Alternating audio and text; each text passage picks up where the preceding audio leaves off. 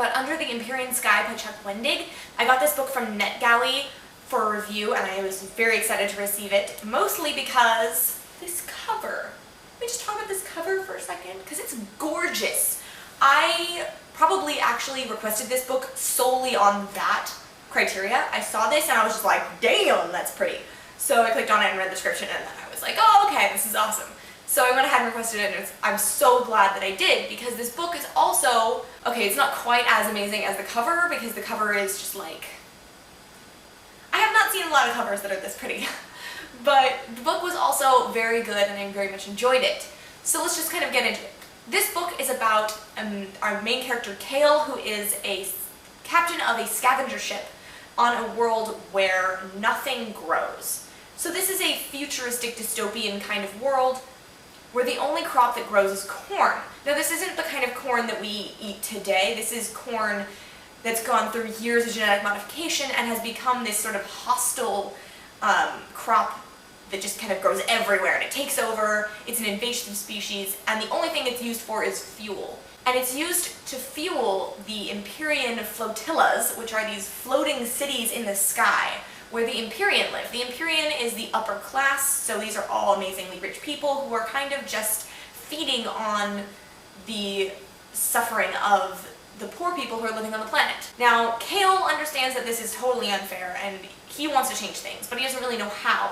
So everything changes for him and his point of view, however, when he and his crew come across a garden of real food. So they come across a garden of bell peppers and tomatoes and strawberries, and they realize that something can be done about this. So that sort of starts the whole story off. However, they come across some very unfortunate roadblocks in their journey. For starters, there is the issue of Kale and Gwenny. Gwenny is his first mate, and he's in love with her. However, they can't choose each other to get married, because in their society you are obligated to someone. You don't get to marry whoever you want.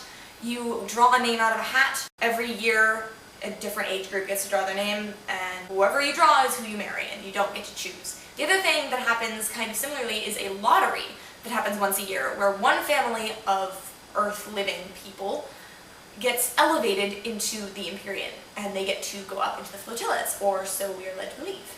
So this whole story is about Kale and sort of trying to overcome the difficulties that the Empyrean have set for him and try to kind of break out of societal norms. He's not very happy about them, and neither are his friends.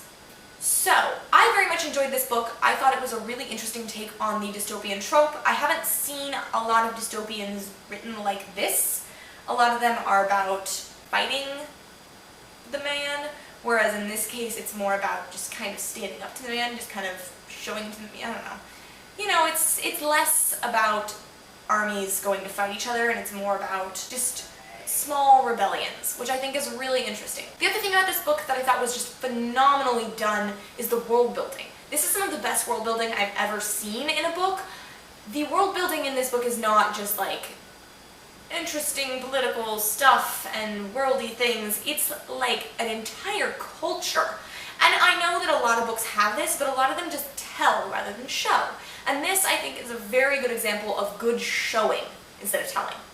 I also really enjoyed the characters. I feel like they're all very well-rounded. I did have trouble getting behind Kale's cause for the first half of the book or so. I felt like he wasn't a very likable character for a while. He was kind of a jackass, and I tried really hard, but it took me a while to really get to understand him and get to know him, which I guess is how it should be, but it was a little bit difficult. I also really enjoyed the antagonists of this story. I felt like I could understand them, and I felt sorry for them sometimes. So overall, this book was very good. I did have a couple of complaints, main one of which is the way it's written.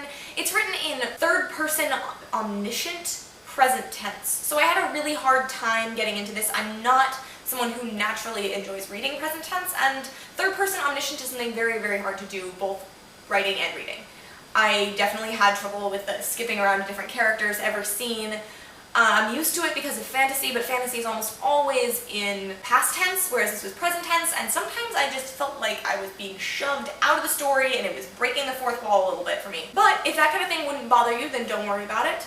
And I definitely recommend this book to fans of dystopian and fans of futuristic fantasy kind of things. It's a very cool read, and I'm very excited to see where the second book goes. So if you have comments, leave them below. I'm definitely excited to hear what you guys think about this book. If you've read it, which you probably haven't because it is only coming out now.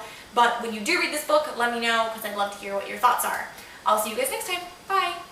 The other thing about this book that was fantastic, someone is yelling out my window and it's driving me nuts. Oh my god, it's like because it's... I'm gonna go close the window.